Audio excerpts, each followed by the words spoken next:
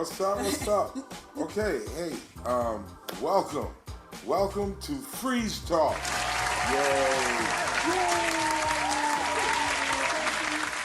Freeze Talks. Yeah, this is the podcast. This is my podcast. I'm not gonna claim to be anything other than a comedian because that I definitely am as a comedian. Right on.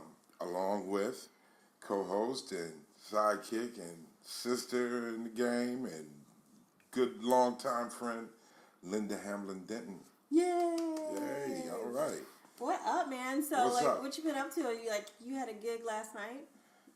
I had a gig last night. Was that in Whittier? That was a money gig. Last night, see, you got gigs. Some gigs are just that, just a gig. This was a money gig. This was like, shout out to my homeboy Cisco and to Carlos Lama. Those were the other two comedians. And Cisco hit me last week. Says, "Hey man, you want to come to do this show? Let's come hook up with me. Let's go talk about this. And we got this show." I was like, "Cool, all right." So we set up this show. He says, "It's gonna pay you $75. I'm gonna get $75. The other comedians $75. Little quickie, just to put some, wet your pocket and to work out." But it was like a Halloween party or something. It was a Halloween party, and that was cool. No problem, but I'm not wearing a costume. Come on, $75, you nuts? This is a workout. I'm a workout anyway. Right. Comedians work out anyway, Yeah, so this is a chance to just right. put some money in your pocket while you work out. Right. And this was a workout. This was a real workout. Right. Because it was a Halloween party. Like for real party. Like a for real party. And these were like, older people. They weren't like a young crowd. They weren't like a super old, it was like middle-aged working crowd. Okay. And some of the costumes was just like old people in costumes. Yeah, and it's, some of these people you want to say, "Hey man, come here. Don't. It's over. It's over. You're not supposed to come outside like this. Ever. You're not a child. No one's putting candy in your bag. You're just out here looking ridiculous. Right. For what? Most outrageous costume you saw, what? Most outrageous. There was a couple. This one dude was what's his name? Mario's homeboy, Luigi. Oh, okay. Luigi. That Mario. Huge, fat Luigi. Fat ass Luigi. But he had the gloves, he had the suspenders, he had the gut. He was like a fat Luigi, but I think Luigi was the skinny one. But I don't know either, because, I'm high and I'm looking like, yo, Luigi, this dude looks like he's really going to start bouncing on shit. He was him. And there was some other ones, but one was really scary, man, like really scary. And he had a head of the devil, man. Oh. Yeah. I don't like those. I don't either. That's creepy. And he was a fat dude in a trench coat. Oh. And when he was walking, he's a portly dude in a trench coat, and that trench coat was flaring, and he had that devil head. It was like, yo, you, come on, you got to show everybody this is a costume. Right, instead of I started talking about him, like, hey, pull that up. Let me see you pull that up. Right. Because if you can't pull that up, I'm out. Not only am I out, that's the devil himself. Right. Who knew the devil was a fat fuck? That makes sense. Fat ass devil. Doing fat shit. Eat another cupcake. The devil tell you. Yeah, exactly. Fat ass devil. I know why. This devil is fat as hell.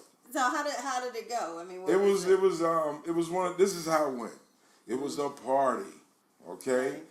Right. In a restaurant. The food was off the chain. The owner of the restaurant wanted to throw a party. So he's like, "Look, I'm gonna throw this party. And look, man, just come. We're gonna have you guys as comedians. It's gonna be awesome." It's like, okay, cool. So you get there and you realize, yo, this is very much a restaurant, and there's no stage. Oh. There's no area that you could actually say Would is you a stand in the middle of the room? Or it's like if you could picture the letter H. Okay. Okay, you got one line here, and then you got a middle. That was you? No, oh. we were like in the top corner of the H. Oh, damn. Right. And there's people sitting all throughout the H. They can't see you. They can just hear you. But I tell you what they can see. The Dodger game, the World Series. Oh my God! So Which wait, is playing. all that's going on while All you're of this trying is to make playing. money. Right. And it was like, wow. And then I realized, wait a minute, I'm the only black person in here. And they don't even know I'm black. Like, they nobody, I don't look out of place. They're like, hey, speaking to me in Spanish. I'm like, Hold on. see? See? Like, whatever, get the money, homie, get the money. Right, Don't get the let money. them know, because they might be like, hey, wait a minute, hey. Oh, you're trying to get a check at a Mexican Halloween party and you're not Mexican. Orale, let's get him. You know, like, I don't want that to go down. I just want my check. Well, were they digging you or? This is how it went, see. Uh-oh. Cisco, my man, very funny comedian, my homeboy. Cisco's a comedian that does Spanish sets and English sets. He flows both sides. Okay, the other comedian, Carlos Lama, again, back and forth, Mr. Bilingual. Me, I can fake it a little bit. A little bit. A little bit. The fake didn't go well. Uh-oh. Because by the time I went up, everyone was drunk. Uh-oh. So you try to throw one or two words, you know, Simon, you know, one of those. And then instead of normally, like where they normally stop, they keep going. It's like, what the? I'm trying to catch one or two words, like, he's happy. That's good. Okay. Oh, he's happy that he's about to fuck me up. Okay. You don't know what's going on. What happened though? It was a bomb. It wasn't comedy. It was just talk while these people are having fun. Oh. And just go. And they're not paying attention. It was none of that. It was not that. It was come get this money and pretend like you're doing comedy during the party. That's what it was. So did you just kind of slide off? Well, the first guy corner? went up, Carlos Lama. Well, Cisco went up, and he pretty much got up all the good stuff, like all the obvious costumes you had to talk about, like, you know. One thing that was interesting is there was a white dude. He says, "Oh, look, we got a white boy here tonight. Hey." And he's like, "Hey, I'm not white. He said, "You're not white. What are you?" He said, "I'm Italian." I was like, hey. Any other time, Italian's white, right? Right. Yeah, No, see, this Italian's switching it up. He's like, no, I'm Italian. I'm ethnic. And then he told me, he said, "Hey, fuck it, I might work in New York, but here, you're white, period. You don't get another category for Italian. You're white, you're with them. And we got you tonight." Right. Well, have a good time until you get drunk, and then it's time to leave, eh? That's out of here. So anyway, it was cool though. So my first comedian went up. He did well. Carlos Lama did well. He, he was flipping back and forth. You know, like he'll be saying English and the punchline will be in Spanish. That's always a winner. You know, except for people like me to be like, everyone was laughing. You're like, what he say? And then they're trying to explain to you, and the next joke is coming. Yeah. So it's one of those things. Yeah. But I went up there. I did well for about 3 minutes. And then and then it was like, air go. Well, it just wasn't happening. It was a party. And then you felt like, okay, now I feel real stupid because now I'm interrupting the party. Right. I'm the dickhead that's interrupting the party. They're looking like, what is he saying? He's like, why is he still there? Right. The DJ's the music's not fully turned down. Right. But it's not fully turned up. It's not turned up. You hear it in the background. So note to self, it was time to. No, but it was just one of those things. We knew what it was when we walked in the door. Okay, so it worked He's like, he looked at me. He's like, "Hey, you know what this?" I said, "Get that bread. There you go. Let's have some fun. You can do no wrong in a situation that's already wrong." Right. It's already wrong. It's already wrong. Already wrong. Okay, well, I'm glad you were able to get a good workout in. I needed that bomb. You need that. As comedians, let me tell you, comedians, I don't care what level of the game you're at. If you're a beginner, if you've been in the game 26, 36, for whatever, bombing is part of the game. It's good. It's good to go in there and realize that you're a human being. Yeah. You do not have the power to change any situation around. Yeah. You got to ride with the situation. Right. Sometimes the situation is you bombing. Yes. Yeah, just like, damn. And speaking of bombing, this last week has been like, I guess I read something that called it a week of hate. You just have had so much hate from a person mailing bombs, Right. real bombs, Right. to a person shooting up a synagogue, to a person looking for black people to shoot at a church that he couldn't get into, and then killing people at a grocery store in a parking lot. I'm like, what the hell? It was a week for cowards. Yeah. Cowards was in full effect. Yeah. Let me tell you, bombing, setting a trap, trying to be sneaky. That's just all of that's coward shit. It's coward shit. I'm not really worried about cowards. Yeah. You have to watch them, but you Right. shouldn't change your life and worry about these cowards. Right. All the cowards need is love. When I saw like the background on the guy who was mailing the pipe bombs, I thought of you because You thought of me? Not that you're Why that, didn't you think of that me? you would have a ball with this guy's life, because they were saying Oh. everything I've read is that he was looking for a reason to be important and he never was. So he was God. like this He's one of those. bodybuilder who was it? What is it? He was a bodybuilder who was then did stuff for strippers where he and then He was a fluffer? He's a bodybuilder and a fluffer? Wait, hold on. I'm going to tell you exactly what it is. I mean, he probably was at some point because he's a very sad individual. But he was like, what is it? Well, he said he pretended to be a Seminole Indian. He pretended to be. Caesar Sayoc. Caesar Sayoc. And, that was his name. I knew he had a crazy name. Yeah.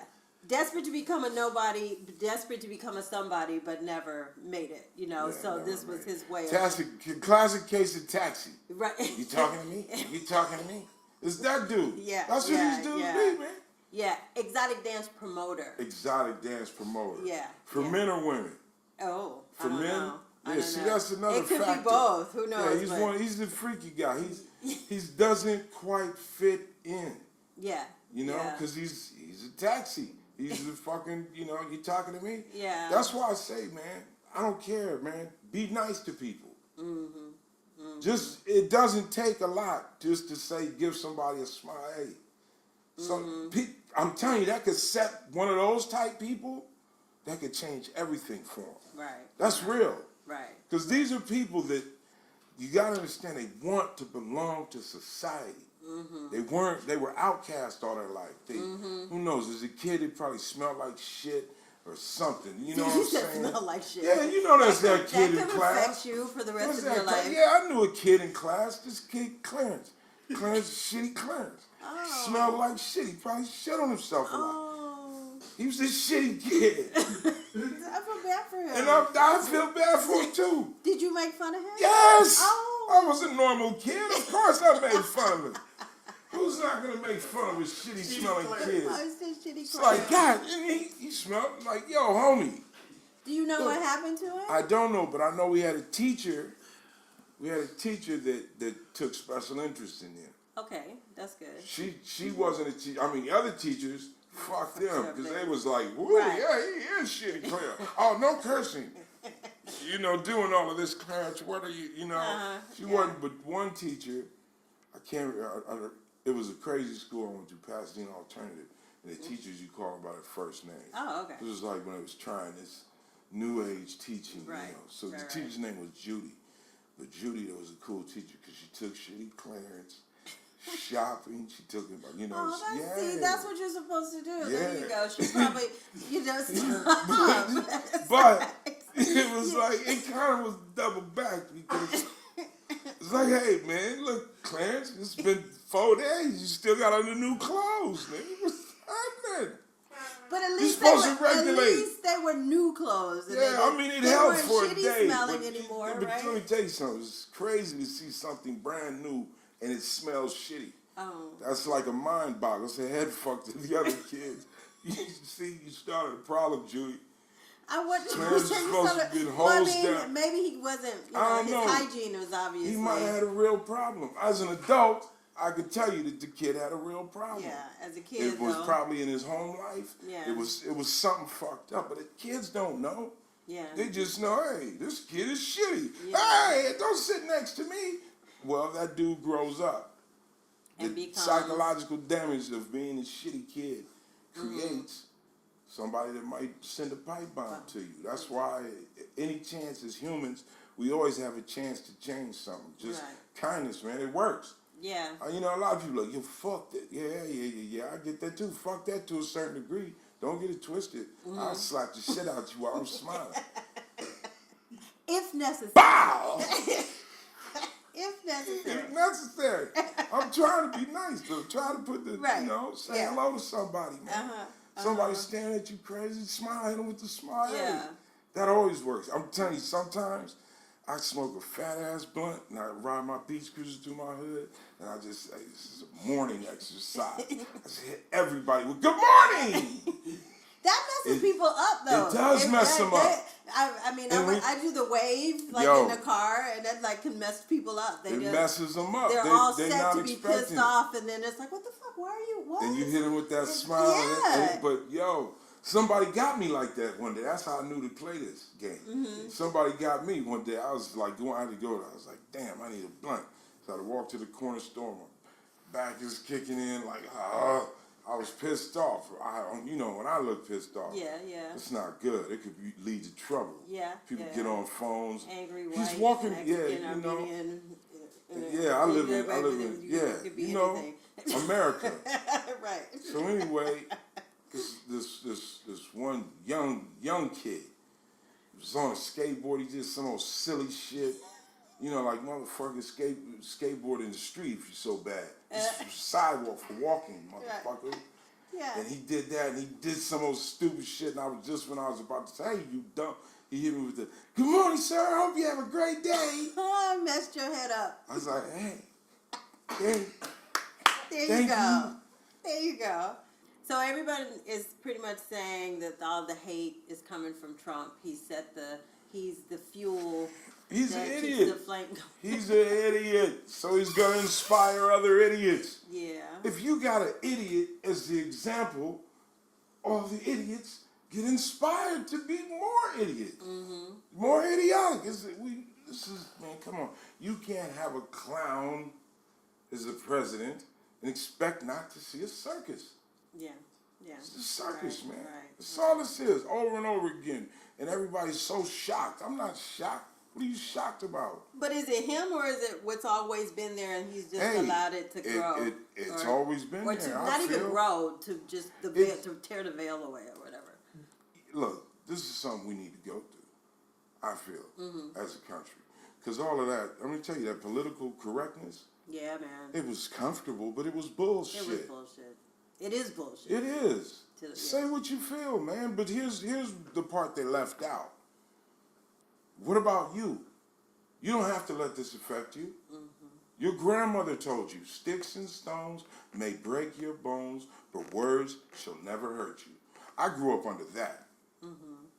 I grew up under that. And I've taught my kids that. You don't care what people are going to say, something always. You can't please everybody. That's impossible. But is it even past that? Like, you know, like another thing that, you know, I read a lot is like, you know, white men are losing their power. They're losing their numbers are dwindling. See, just really this is what I fucking want them up. what they have to understand is that, motherfucker, you never had the power, Boom. bitch. That was all in your head. Right.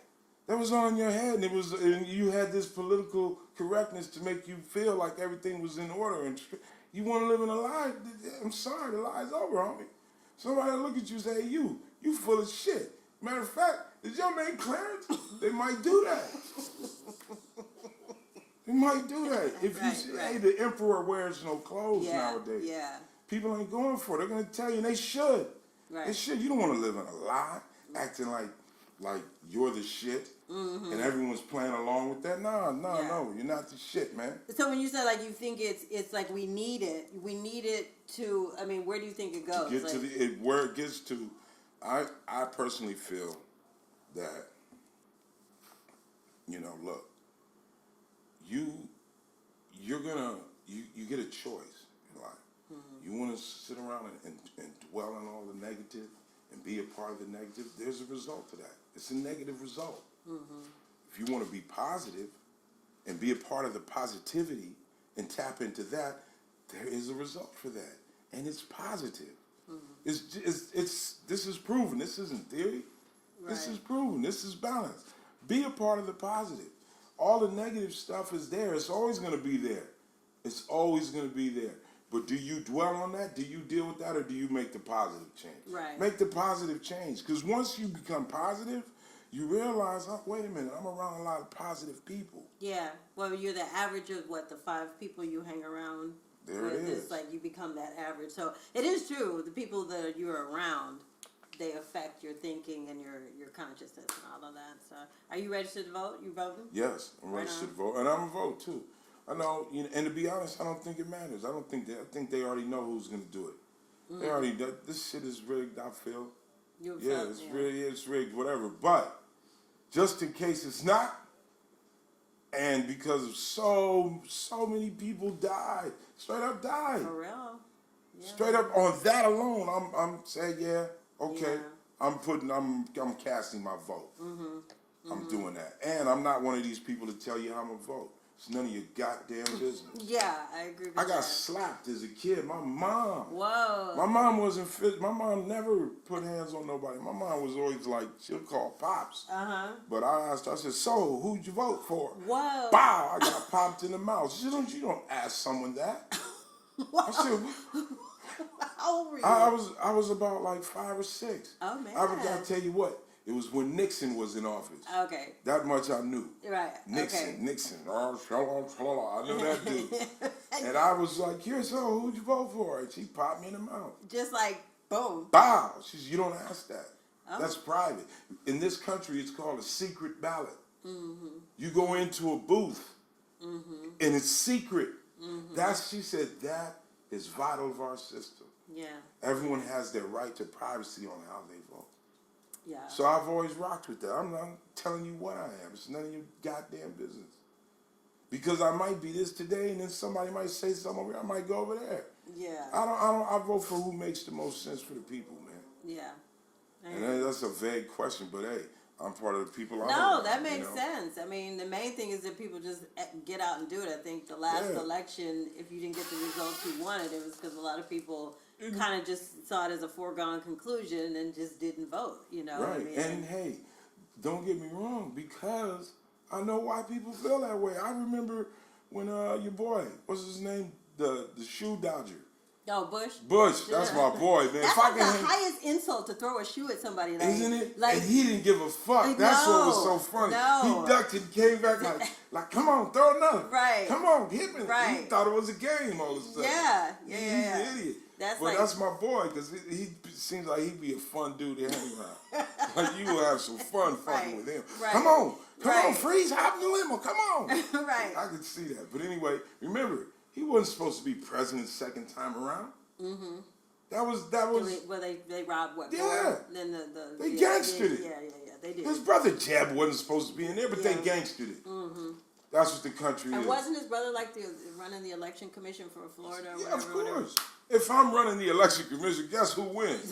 Me, bitch. I already counted them. I already counted. You don't even need to worry about it. Oh, you need the commissioner to figure out who's going to count them again? Okay. Me. I'm counting them again, and I still won, bitch. Right. By a landslide. Right, exactly. So that's, But you said, but still, even with that being said, go through the process. People died for me to go through the process. So I'm going to do that. Yeah. I'm going to do that, and I'm going to have faith that, hey, something good is going to come out of it. Right. I don't know, maybe it won't be the votes. Maybe it'll just be the other people that are in my position looking around and seeing each other up there handling it. And having a way to where you can't bullshit somebody that's seen it. Yeah. You can't tell me if I'm out there and I see it and I see it for myself, you can't show me a news report and say nobody was there. So for that reason alone, go through the process, see what it is. So what are your thoughts on blackface? Well, because we got a blackface issue that popped up again in the news. I didn't know which one. Well, so Megyn Kelly, who said that Santa was white and Jesus was white, decided to say that blackface was fine when she was growing up, as long as it was in character, whatever the fuck that means. Yeah. Like it was ever fine. But anyway, she got booted out of her show at NBC. But like some people were put like, her ass well, out? yeah, Oh, yeah, she's you done. got to go. That shows, but you Go know, tell your mama. she walked away with like $69 million or something like that. But And you see what I'm saying? So that's the part. but what do you think about like the whole thing? I mean, obviously, most black people are going to say it's bullshit and it's offensive, but I don't know. Like, it is offensive. I feel like this: if you put on blackface, you should be willing to get your ass whooped with blackface on it. Mm-hmm. If that's what comes with that. Right. Yo, when I first started smoking weed, Okay. I read this book, a bomb book. I can't remember the name of the book because I was high. But it was a bomb book, and it was talking about blackface and weed. Oh. Did you know the connection? Between blackface and weed? Yeah. And I'm not going to, you can't quote me on all of this. This is a roundabout FREEZ LUV Cliff Notes style of whatever. First off, you don't even have the title to look for the book. So anyway. No, I'm looking for blackface and weed. Go ahead. Blackface and weed. Look it up. Okay, no, keep talking. Keep talking. Look, blackface, first of all, this is what it was. Minstrel shows. Right. This is one minstrel show. Mm-hmm. This was the hottest show. It was minstrel, but this was before blackface. It was black actors. Right, yeah. Okay? And then they... Black actors making loot. Right. Independently. Right. Putting up their own shows and caking up with their own people. Dancing, telling jokes, doing, what was the style then. Right. They were getting a groove on it. For whatever year this was, back in the 1800s, whatever, it was lit. Mm-hmm. It was the underground lit shit. Yeah. This black troupe of minstrels was dominating the minstrel circuit, okay? There was a white show that was on the same vein as that, but they were white. Yeah. And they wanted to be, they were coming with their idea of what a minstrel show is. Well, the two shows were in the same city. I believe it was New Orleans at the same time. And the black show was dominating in sales. Like there was no other show. Exactly. Period. Like Black Panther. Right. Sold out billions of times. Exactly. So what they did, at the last minute, they made a law. The white people had the face, they had, the white people were painting their face white. Right. I mean black. Because they were trying to be accepted as, they was really trying to get away with this shit. Right. That's how silly like, it was. The black audience was like, wait a minute. Something's wrong. That damn one boy beat all the goddamn time. Look how him clap. Look, he clapped like he's supposed to clap. Right, exactly. What the hell wrong with him? That was going on. But what they did is they just said, hey, wait a minute, guys. We're all wearing blackface. We're going to make a law that says you cannot perform this style of show unless you're wearing blackface. How convenient. How convenient. And the black people's like, I'm not wearing blackface. I'm already black. Oh, okay, you got to wear black. They try to shut it down. I didn't know about that law. That's crazy. It was a law. That's crazy. They made it a law. So, what the black people did was like, you know what, man, look here. I'm getting this money. It's our money. We're getting this money. Fuck it. Put blackface. I don't care. We're getting our own money. This is an independent thing. Right. They put it on. They still performed. And they shut it down. Now, it was so heated because they beat the system at its own game. They never thought they would put blackface on. Yeah. They won. They still got their bread, okay? Right. And then they were celebrating, and they were smoking weed. Oh. They were smoking weed. And this is the other law that became illegal for black artists to smoke weed. So you can't at the same time. Did you have on blackface? No, just you black. Your black person can't smoke weed. It started right with this act right here because what had happened is they were celebrating their victory of making all this money. They beat them at their own game. They was happy. They had pockets. They had money in their pocket. They was lit. They was all smoking weed. They got on a trolley, and the trolley says, "Hey, you blacks have to move to the back." And they looked at him, and they all burst out laughing at his ass. They laughed at this. This is in New Orleans? This was in New Orleans. They laughed at him. Oh, that's going to make you feel better if we go to the back.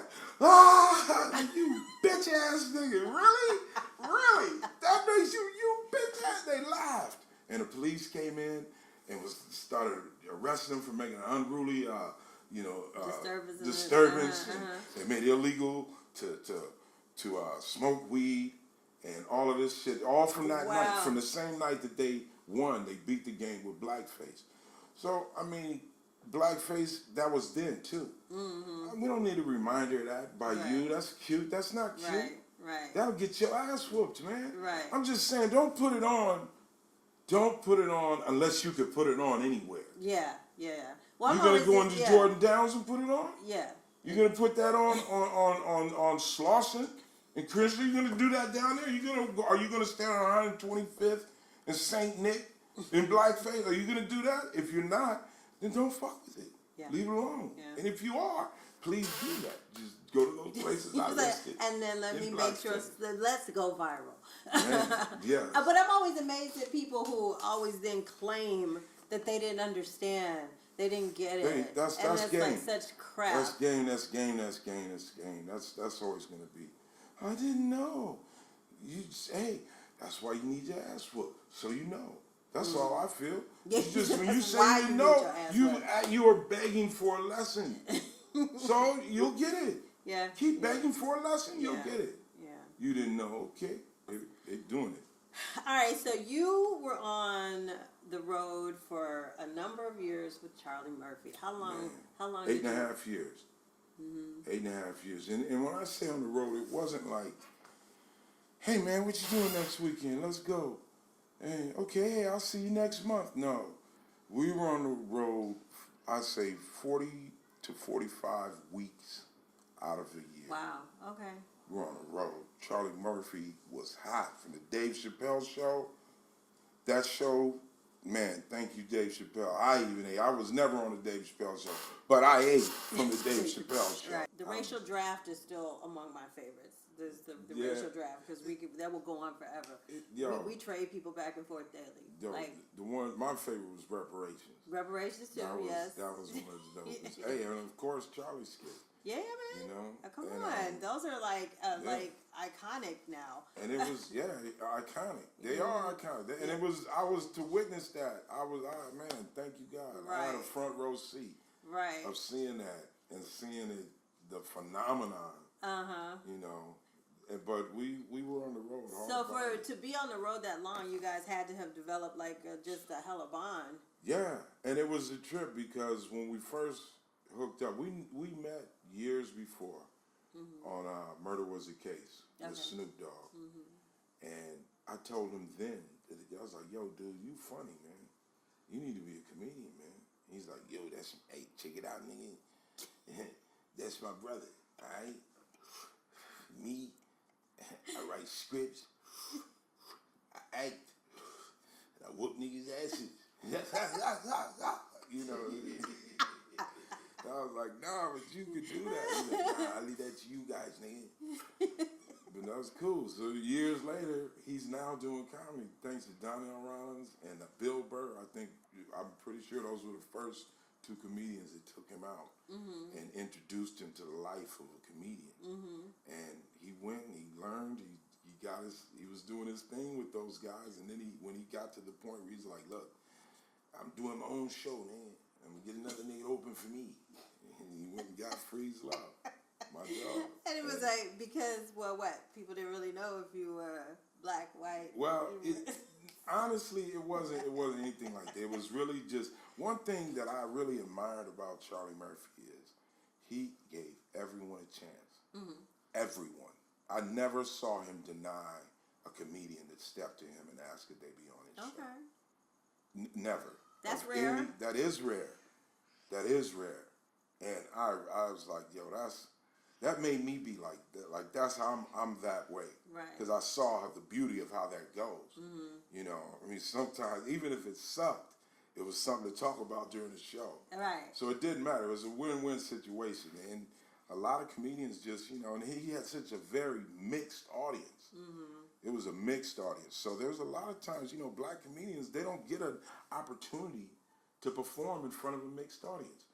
Comedy clubs are like, hey, look, come back on Uptown Night, or whatever, and that's how they run it. Right. So they never get a chance to be around a vast variety of people.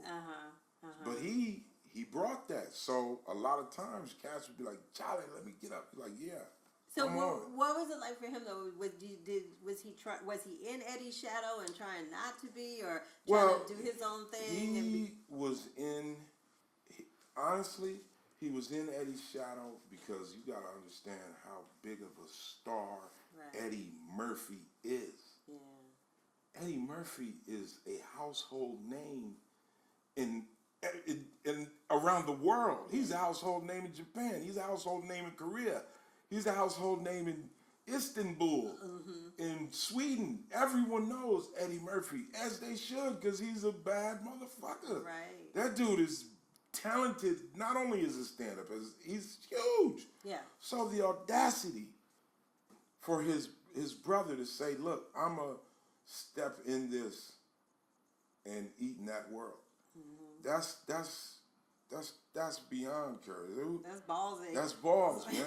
That's Charlie Murphy. Shit, nigga, I can do that shit, nigga. Watch. And he did it. He did it, and I witnessed it. I witnessed him work to do it because I saw it go from, hey, look, that's Eddie Murphy's brother. Hey, Eddie Murphy's brother. I saw from that to Charlie Murphy. Charlie Murphy. Yeah. I saw that. Yeah. It wasn't overnight. Right. With white people, it was. Everybody else was. With black people, cold blooded. Charlie Murphy, watch this. Eddie Murphy's brother, what's up? That's how black people do. Right. But I saw it go from that to Charlie Murphy. Yeah. He won everybody, and he did that with hard work, and I was right there working with him.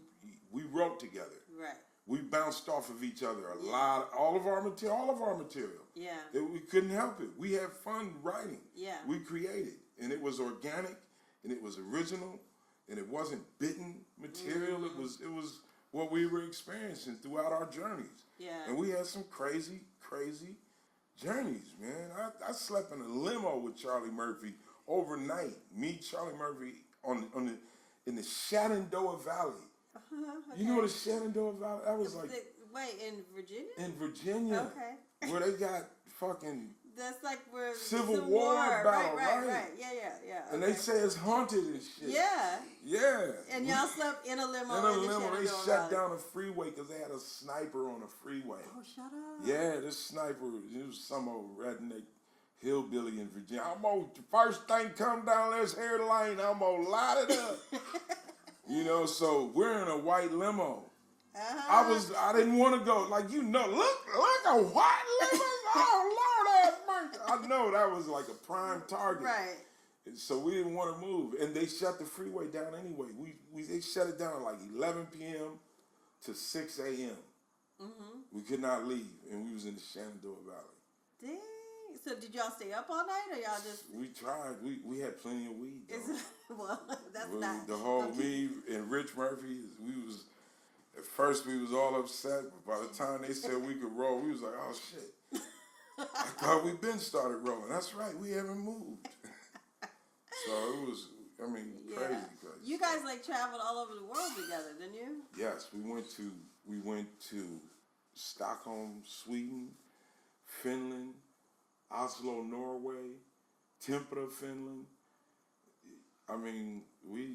Charlie Murphy that was an experience, and it was cool because I knew when I was there, I was like, yo, remember this time. Remember this time. Remember this time. It was like I have an exact, right now, I can sit here and remember one time that was just surreal.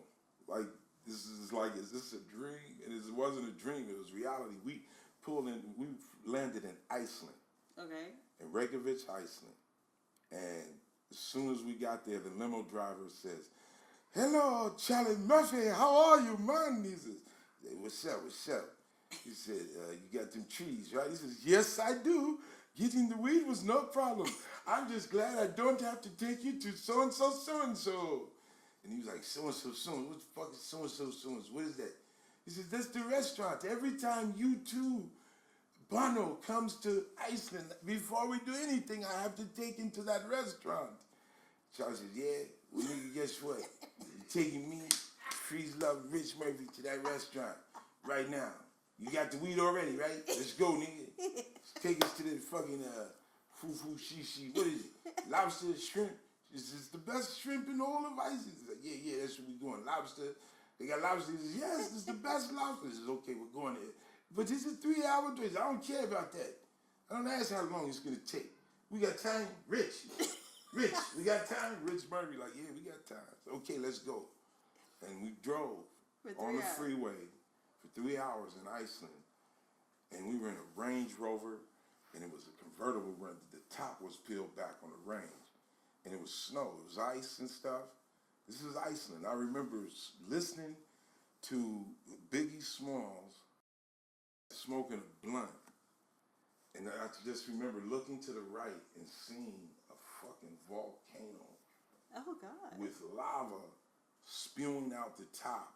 And ice and jagged rocks and real lava. Like I'm looking at a straight active volcano and looking to the right and seeing 2 or 3 other volcanoes. Wow. With lava spewing. And I'm like, I'm with Charlie Murphy in a Range Rover blowing blunts, listening to Biggie. In Iceland. And looking at real, that I remember that. I can go back to that. So I'm thankful for that. That was some extraordinary stuff with this. Yeah. We went all over Australia. We hung out with Anthony Mundine. Anthony Mundine is like he's like the Malcolm X of the Aborigine people in Australia. He took us into his hood, Redfern, which is the hood, like straight up hood. In Australia? In Australia. So is it like Aborigines? It's Aborigines. Okay. It's straight up Aborigines. And Aborigines is black people. Right. They black like you. They like. Yeah. Yeah, we met a dude named James Brown. Wow. Look, let me tell you, they said, we want you to go up here and we want to introduce you to a good friend of ours. His name's James Brown. And he was like, yeah, like the singer. I says, yes, exactly. We drive, it's not necessarily in the outback, but it's back there. And it's the hood. And you're like, God, look at this. You see, welcome to the block, Redfern. Like, what? Welcome to the block. And I got all these Aborigine paintings. And it's dope. And we go in there and we see this dude standing there. And this nigga looks just like James Brown. Like processed? Yeah, like James Brown. We're like, yo.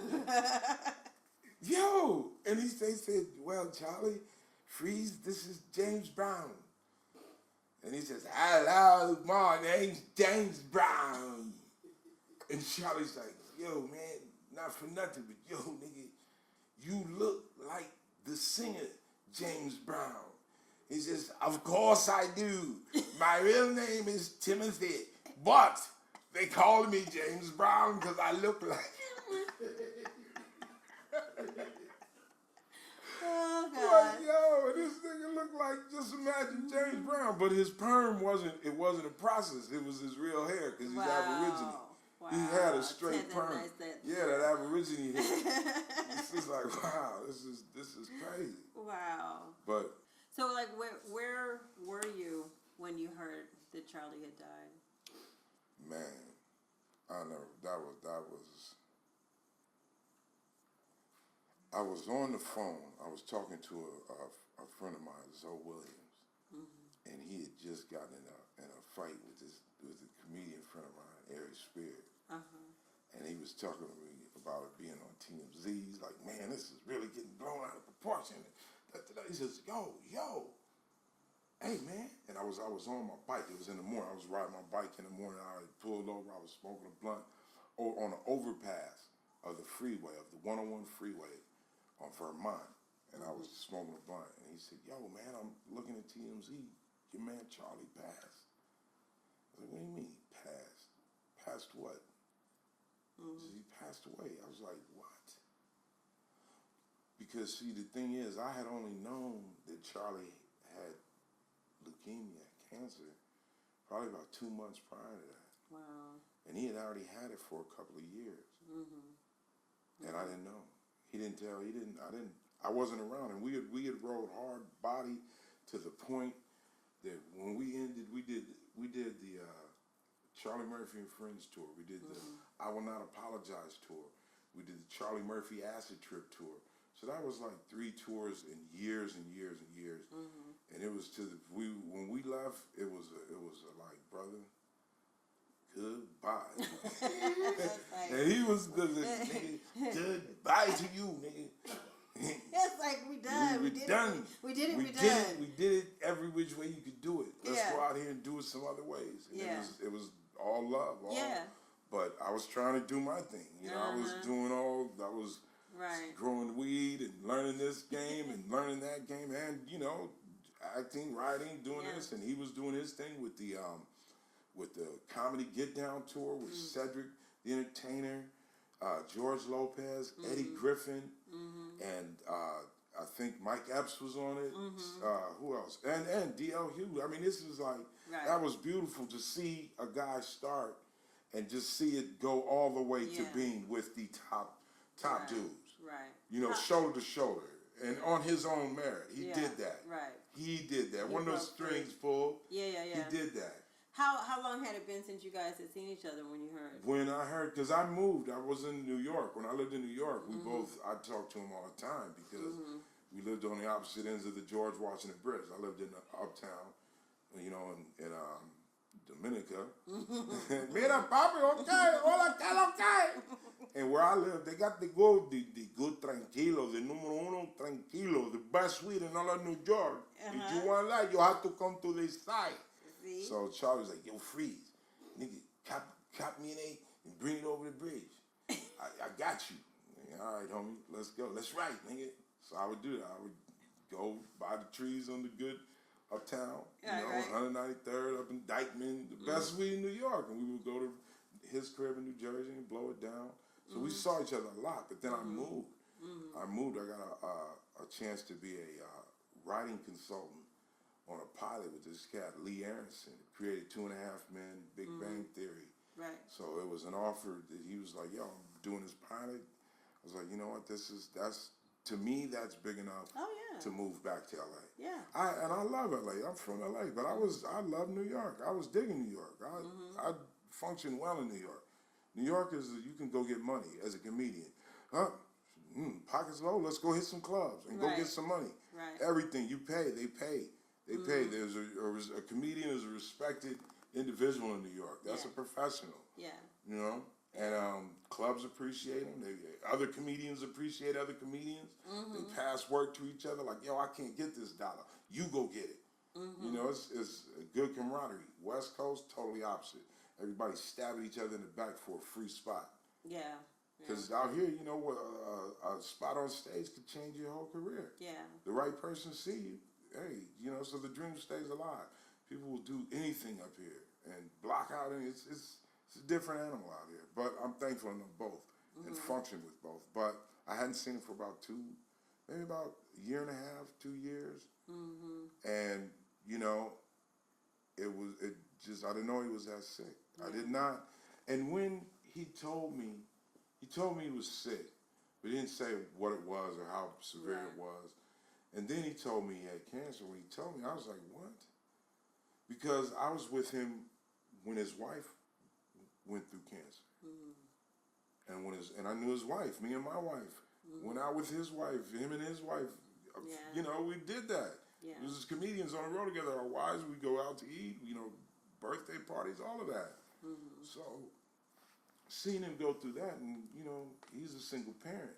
So it was a trip. It was like, you know, not only is this dude on the road, but he is a parent that if he's not on the road, his bills aren't taken care of. He's got to provide. So there was a lot of nannies, and there was a lot of time that this dude was, you know, I saw the sacrifice. I saw the hustle, and he loved his kids. That's the thing I respected of him more than anything was how much he really, really, honestly, truly cared about his family. when you see someone like, cause he was like, I think 57 when he died, like that's young. So how does that affect your mentality about your own mortality when someone that shit? I'm at that age. I'll be 53 this year, and I've already accepted when I was like in my mid 40s. Like you're at that age where if you die. It's sad for a hot second, but hey, you lived a whole life. Oh, What that's the hell you young. can't? Hey, it's just reality. Well, I can't complain about anything. I make a living telling jokes, making people laugh, and I have for 25 plus years. What can I complain about? It's been rough. Yes, it's been rough, but I haven't been in prison for 25 years. Right. I haven't been in a hospital for 25 years. I haven't been digging ditches and busting my knuckles open on concrete blocks or whatever. I can't complain about anything. So you do realize that, yo, man, you're at the age where your friends pass away. But did it make you change anything about how you get down as far as your health? Man, your hell mentality? yes. I stopped drinking. When I was on the road with Charlie, we got drunk. I was weighing 370 pounds, 360. Whoa. 360, 370, right in there. Fat boy. Yes, and you know, green room life, yes, more fries, they gotta get eaten. You know? Right. You eat green room food, you're surviving off of club food. Right. When you're on the road that much, and let me tell you, you're not getting a nice salad in fucking Wichita. They're like, salad? Well, we got pork salad. We got beef salad, you know. Oh, we got French fry salad with beef. French fry pork and beef salad. You want that? Put some $1,000 on that. I thought it was good. And my fat ass like, I better You're like, okay, bring me another. Man, and then you go to, and that's the other thing. Every place you go, everybody's proud of their food. Right. And they want you to eat their food. When you go to Boston, they want you to go to get the best clam chowder. Who am I? Who am I to deprive this person a chance to show off their city? Right. I give my honest opinion. Like, you know what? That is damn good chowder. Damn good chowder. I'll try it all. And the other thing, that's another thing about this dude, Charlie Murphy, he didn't play when it came to eating. He, everybody has some people like exotic cars, some people like exotic watches. No, he was a fine meal. Okay, he's guy. a foodie. Yeah, he was a foodie to the utmost. We went, me, him, and Rich Murphy went to a restaurant in Oslo, Norway, where I think the bill came to something like $6,000. Damn! What did y'all have? The promoter paid. I didn't pay. But what the hell did you all have for It was a 43-course meal. Shut up. 43 courses. The waiting list to get in this restaurant was something like 4 years. Oh, God. The promoter of the show knew that he was going to have this show with Charlie Murphy. He wanted to take Charlie and his crew to this restaurant. A 43-course meal. And he took us, and it was 43. Now, each course was a spoon. Oh. A spoonful of okay. Whatever. It's bizarre. And this is lamb breasted braised with a hint of garlic and fucking seaweed foam. And it was like a spoonful. And it was the little cute spoons. Yeah. And so but it was good? Was it good? By the time that 43rd spoon's coming around, you're like, I'm good. I'm good. Like, how did they do that? And there's only the restaurant is only 8 to 12, I think it's 12 people. Whoa. Okay. Yeah, it's only 12 people at a time. And that sounds awesome. It was, I would have never done that if I was with Charlie Murphy. I'm not into it like that. But that was an experience, and shit, he didn't play. You know? But at the same time, he'll also like, hey nigga, we in your hometown, Los Angeles. I want you to go to Jack in the Box. I want 12 of them 99-cent tacos. I love those 99-cent tacos. See, hey. That's like the perfect late night. That's the other thing about this dude. It was torturous to a fat motherfucker like me. He's one of these guys. He'll order 12 tacos and eat 2. And just leave the other 10 tacos up there. Like they would just sit? They just sit. And you know, a fat person be like, They look good. They look good. is just gonna leave those there? Yeah, nigga, I don't want them right now. That's messed up. Come back a day later, they're still there. It's like, Oh, you damn. never wanted those? Nah, I ain't want those. You just let them go to waste. 10 tacos, you let go to waste, huh? It's like, yeah, nigga. And then you get off on that too. Like, hey, I like watching fat motherfuckers. were you dieting at the time? Were you I trying to cut I back called up? myself down. You know, my wife, God bless her, thank my wife, she's like, look, Okay, you're really playing around, big boy. It's like, we're going to need to pull that in. This winter, you need a 5, you can't go bigger than a 5XP coat, homie. You know? Not gonna happen. It's not gonna happen. So she got serious. She was, you know, the best thing, man, I love my wife, man, because she broke it down. She didn't even really say, she's like, it's not about a diet. There's no diet. Yeah. You gotta change. Yes. You have to change everything. And I lost over 100 pounds. Right. Yeah, and not by doing nothing but just changing the way I ate. You know, certain stuff. You gotta, you know, dark chocolate. Mm-hmm. Dark chocolate that's a good one. Dark chocolate, 85% cocoa. Mm-hmm. That's the one I get. Okay. You want at least 75%. At least 70. Can it have flavor in it, or does it need to be straight cocoa? It can have whatever flavor, as long as it has at least 75% cocoa. Okay. Anthony Mundine's boxing coach told me. Okay. He's just bad when you're that fat. The boxing coaches look at you and just say, "Come here, fat boy. I'm gonna help you out." Dark chocolate. I said, dark chocolate. Dark chocolate. Right. 75% cocoa. The dark chocolate goes into your system directly after the saturated stored fat. That's the fat that's been hardened out for years. Right on. I'm like, yeah, that deep tissue fat. Like birthday cakes from 6 years ago. That birthday cake from 6 years ago. ago. Yeah, it's just hugging you. Like, you want to get that, and if you get that, that's the fat you got to get. Because people diet all the time. They go up and down because they're only burning the outside fat. I mean, you got to go inside. You got to go in the depths of fatdom. Right. And get all the depths of fatdom. The depths of fatdom. Get all the fat around your kidneys, all the fat that's squeezing your heart and your liver, all that fat. Yes. All that deep embedded fat. Right. Get the dark chocolate. It burns all of that. It burns it. All right, well, while everybody goes to get their 75% cocoa, dark chocolate. Right on. We're going to wrap this up, and we're going to do it again next week. And do it again next week. Yay, high five. Freeze talk. Freeze talk. There we go. Thank you.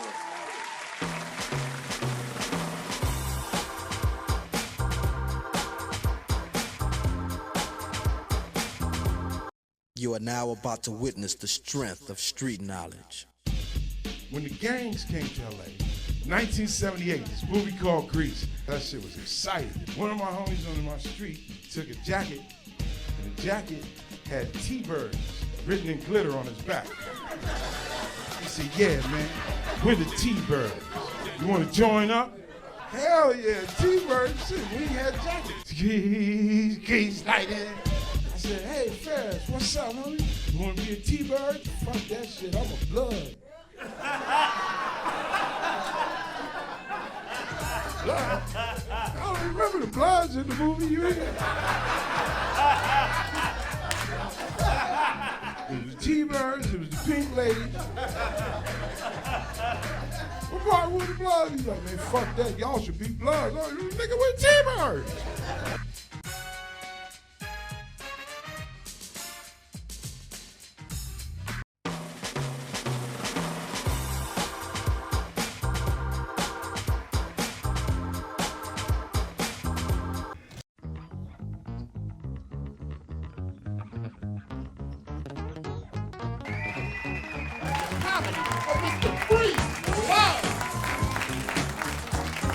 Half you motherfuckers don't even know what race I am. I'm looking at your face. All the white people are like this. This is a peculiar looking minority. I know what he is. Mira, cállate la boca. Shh, be quiet. Listen, that's the way. Like, no, it's not Luis. That is Habibullah. I know Habibullah. Yes, officer, he was a minority. Tell him about you. Look, man, I know him. I'm not sure. He looked like all of them. Just arrest all of the minorities. The one that rings the bell tells me that's not Habibullah. This one, he's African European. I am the log in the wood pile, motherfucker.